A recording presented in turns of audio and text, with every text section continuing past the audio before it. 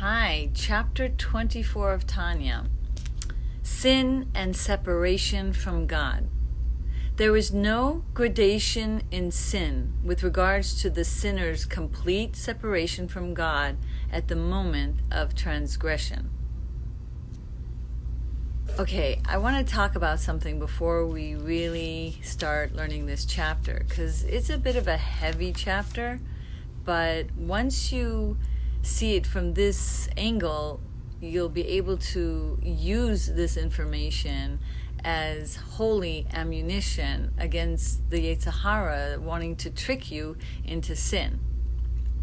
So bear with me when we're going to share the details of what happens when you sin.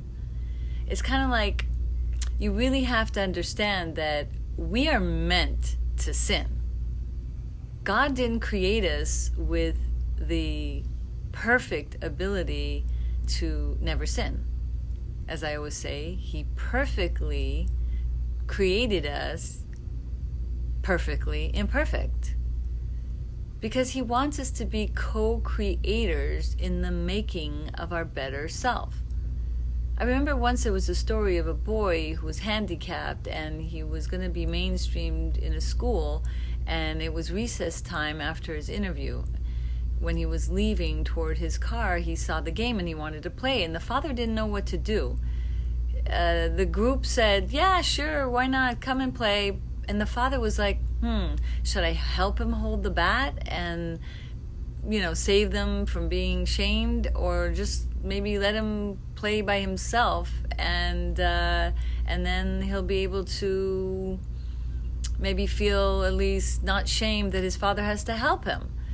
So in the end, he decides better not to shame him from the beginning. So he stands up there, and by miracle, the bat hits the ball, and the kids just kind of play around with the ball, knowing that he's handicapped, and he makes a home run. So the boy starts beaming, and he's so happy. And then and there, the father knew he did the right thing, because there was no greater joy that this child could feel that he did the home run on his own. Well, that mashal is basically what life is all about. God's there, giving us the chance to make it on our own and to have the joy of creation that He so much wants to share with us.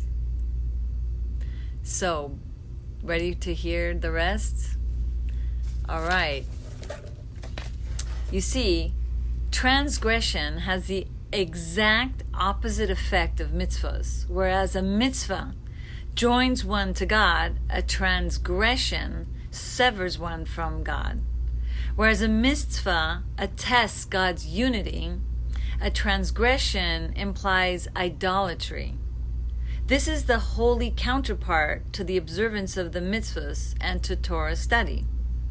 All the 365 prohibitions in the Torah are the very opposite of God's will and wisdom, and represent total and complete separation from His unity and oneness. When a person sins, the essence of his soul, including his soul garments, his thoughts, his speech, and his actions, become completely united with the Sitra Achra. Yeah. Not only does it become secondary and subordinate to the klipa, but moreover, it becomes much lower and more debased than it. You're probably thinking, what? When a person sins, they become even lower than the klipa and debased even more than the klipa? Okay, yes, let me explain. Tanya teaches us that klipas cannot violate God's will, for they know and perceive that God is their life and subsistence. Even though it is coming from the hind part, when you're not sinning, a person gets the life force face to face from God. And when a person sins, then it goes through the back end, as it were, from Hashem. So klippas are not so completely heretical as to deny God and to assert that he does not exist. Therefore, they never rebel against God's will. You see, when a person sins, it's the spirit of folly that envelops the divine soul only up to and not including the faculty of Chokhmah, which in the previous chapters we explained that Chokhmah is the power of faith, the power to become nullified before God's will. So we see that if, let's say, God forbid, someone's in a situation where they are told, worship, an idol or something, their chokhmah will be activated and then therefore give them the strength to withstand the test. That's why sometimes we see like hard sins, like, God forbid, to commit murder or to, God forbid, do incest or to commit these heinous crimes, that the soul will be so repulsed because the chokhmah is activated and they would rather die than actually partake of this sin. But other sins that are seemingly the lighter, minor sins, a person may have such a challenge overcoming them because they may not have access to their chokhmah. So basically, after listening to this, I hope you'll be more and more inspired to gather up your chokhmah by learning more Torah and by meditating more on what you learned, especially in your davening, because that's where you can really draw forth that wisdom in a very internalized way. Because what we're trying to do is get that wisdom to flow into our heart so that we'll have like a knowing heart full of chokhmah, so it'll give us the strength to withstand the test. That way we could fight, the heavy-heartedness, God forbid, what happens after we sin. So our sages have said that when a man sins, even a gnat preceded you, that type of bug that is the lowest of creatures on earth because they just consume and they don't excrete. They're the ultimate example of selfishness, because they just take, consume, and they don't give back to the world, like other animals that end up fertilizing the ground with their excrement. So imagine we're learning here like, we can be lower than that? Like, how can it be? Well, none of these creatures can defy God's will. It's in their instinct. And Klippa also does not defy God's will. Klippa is like a hired worker, to test us. So they might say to themselves, words like, "Oh, God is the God of gods," but they're not so heretical that they defy God's will. We don't have to much go into detail, but the idea is that when we sin, God forbid, we become even lower and debased than that, because we have free choice. But then we can rise and soar and reach new heights because of that temptation and because of our overcoming it, whether we fall prey to the temptation and get up and go and not let it depress us, or how much more so when we don't give in to that temptation, we can soar higher. So a person can ask, like, how can I even feel happy after sinning, and what will give me the strength to move forward? Well, the Lubavitcher Rebbe actually says that the fact that God forgives you can create a sense of joy even after you sin. And by the way, there is a great light even coming out of your sin. It's called tshuva, which we'll get into more detail as we learn more deeply the Tanya. Yep, tshuva causes this greater light that comes into the world because of your sin.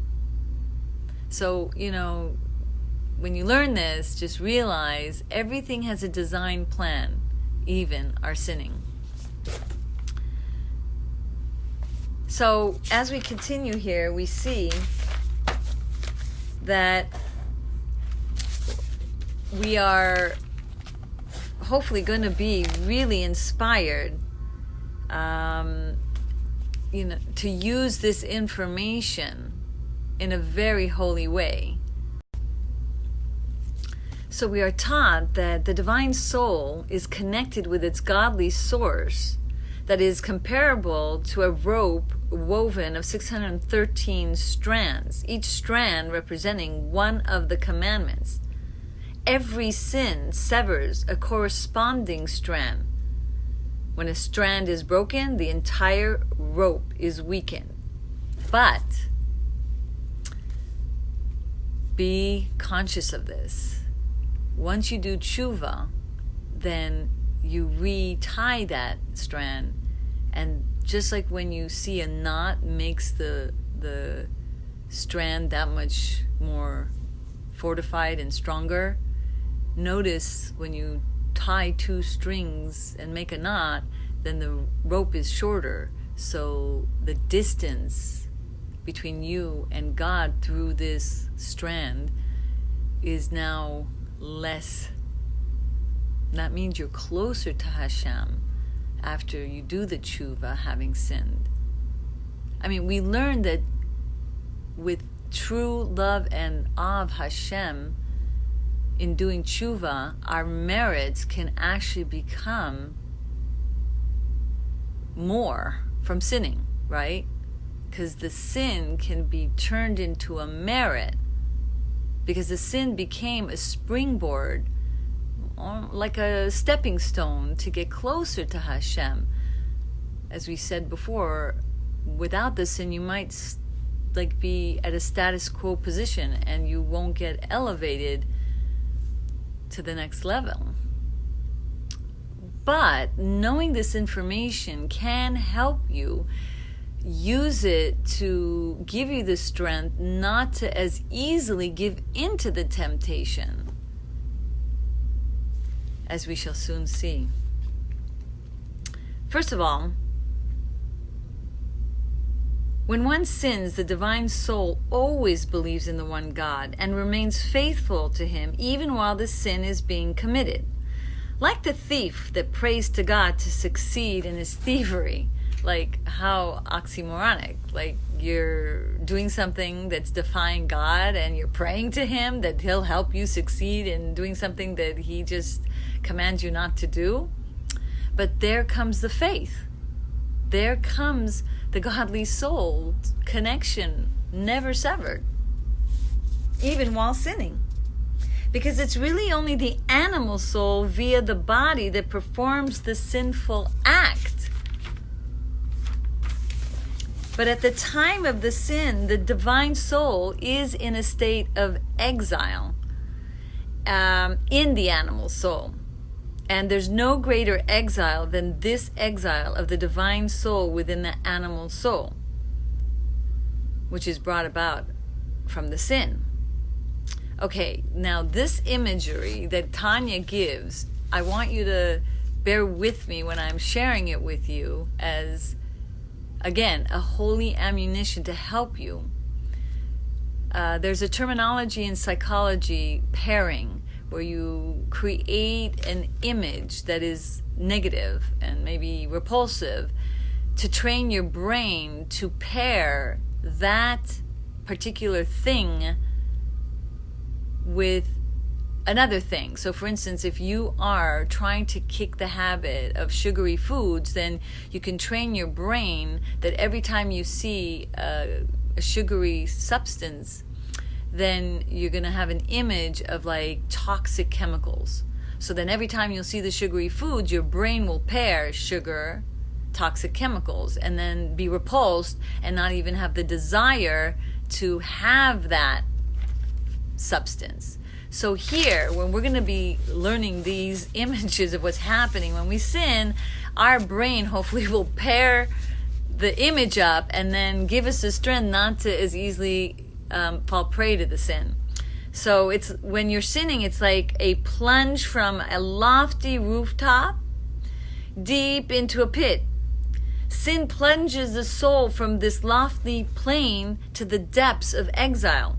It is comparable to one who seizes the king's head, drags it down, and dips his face, meaning the king's face, in the privy of filth. The ultimate humiliation, even if he does it only for a moment. Because klippas are called vomit and filth, as it is known. Similarly, when one seizes the divine soul, which stems from the divine wisdom, meaning the king's head, and through one's sins forces it into the klippa, to the privy full of filth, one brings upon their soul the most unspeakable humiliation, even if the person does so only for a moment. For afterwards, the soul rises out of its exile. During the act, however, every sin tears away from Hashem.